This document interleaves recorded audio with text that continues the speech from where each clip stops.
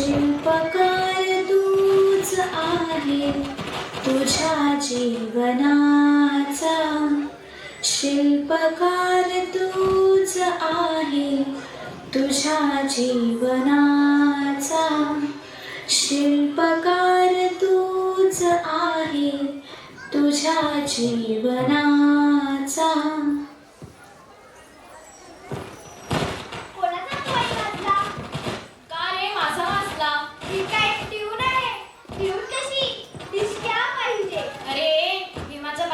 केंद्रातलं गाणं आहे.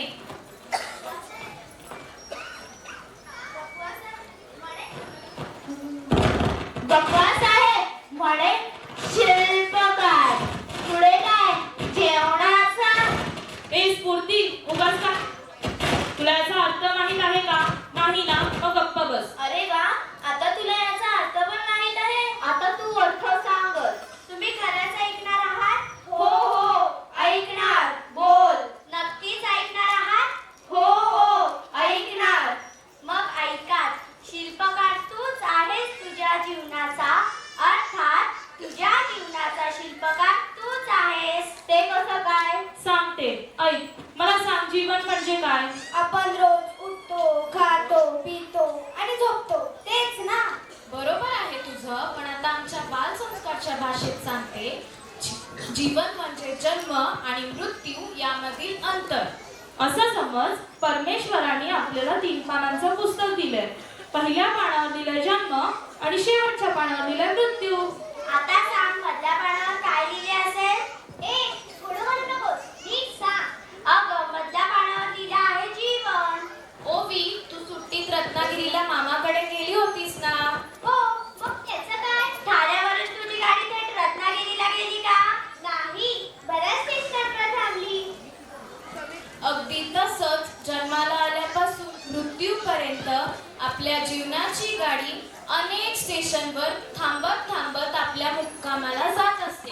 या प्रवासात आपल्याला आई बाबा, ताई दादा अजून अनेकांकडून आपण काही शिकतच असतो. त्यात काय झालं? अगं, ते आपलं पहिलं स्टेशन, त्यानंतर play group, nursery, junior, senior, मग 1ली ते 10वी. या दुसऱ्या स्टेशनमध्ये आपण अनेक वर्ष राहतो आणि मग कॉलेज. ते पूर्ण करता करता नोकरी किंवा बिझनेस. आता तुम्ही म्हणाल पुढे लग्न, मग मुलं. अरे वा, कळतंय तर. ते जाऊ दे, ते शिल्पकार काय ते सांग. तुम्हाला शिल्प माहित आहे? शिल्पा, ती ना माहित आहे. अगं, शिल्पा नाही, शिल्प. शिल्प म्हणजे स्टॅच्यू, पुतळा. जीवनाचा आणि पुतळ्याचा काय संबंध आहे? हे बघ, जे पुतळा बनवतात किंवा घडवितात त्यांना काय म्हणतात? मूर्तिकार. मातेची मूर्ती काढणारे ते मूर्तिकार. धातूचे किंवा दगडाचे शिल्प घडवितात ते शिल्पकार. शिल्पकार शिल्प घडवताना त्याचा पूर्ण अभ्यास करतो, प्लॅन बनवतो, साहित्य गोळा करतो, हत्यारं वापरतो आणि त्याच्या मनात असलेलं शिल्प साकार करतो. तसंच आपल्या जीवनाचं जीवनशिल्प साकार करण्यासाठी आपल्यालाही आधी प्लॅनिंग करावं लागतं की आपल्याला काय बनायचंय. अरे, आपण लहान आहोत, आई बाबा ठरवतील ना. हो, आपण कशाला काळजी करायची? अगं, काळजी करायची नसते, काळजी घ्यायची असते. कारण काळजी घेतली की काळजी करण्याची वेळच येत नाही. हे वाक्य मी माझ्या मावशीकडूनही ऐकलंय. आता आपण करायचं काय ते सांगा.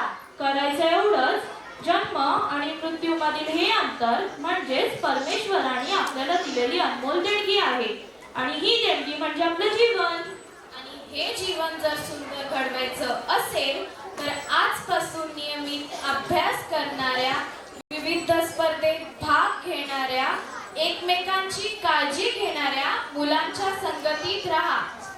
कारण सद्गुरू श्री वामनरावबाई सांगतात, संगत धरण्यात माणसाने सदैव सावध राहावे. कारण जशी संगती तशी जीवनाला गती. एवढे सुंदर विचार तुम्ही कुठून शिकलात? जीवन विद्येच्या बाल संस्कार केंद्रातून. ते कधी असते? प्रत्येक रविवारी दुपारी 12 ते 1 या वेळेत, तेही विनामूल्य. तुम्ही येणार ना? हो हो नक्कीच येणार. तुम्हा सर्वांना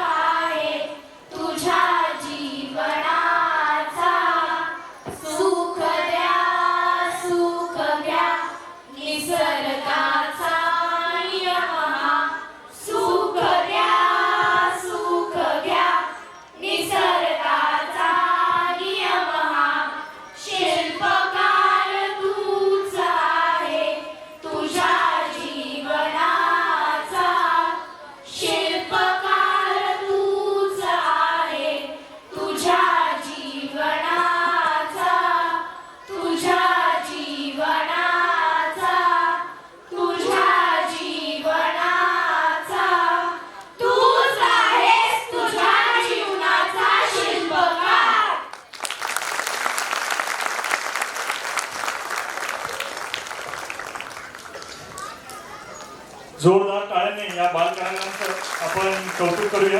अतिशय सुंदररित्या या सर्व कलाकारांनी या ठिकाणी जीवनविद्येचा जो संदेश आहे तो संदेश या ठिकाणी आपल्या सर्वांसमोर मांडलेला आहे. या कार्यक्रमाला अनेक मान्यवरांचं या ठिकाणी उपस्थिती लागत आहे. संस्था शिक्षण संस्थेच्या संचालिका माननीय ज्योती सुभेदार मॅडम तसेच त्यांच्या सहकारी या ठिकाणी उपस्थित झालेले आहेत.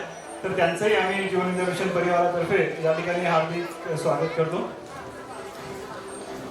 सद्गुरूंनी निर्माण केलेल्या तत्वज्ञानावर आधारित आणि आदरणीय श्री प्रल्हाद दादा यांच्या मार्गदर्शनानुसार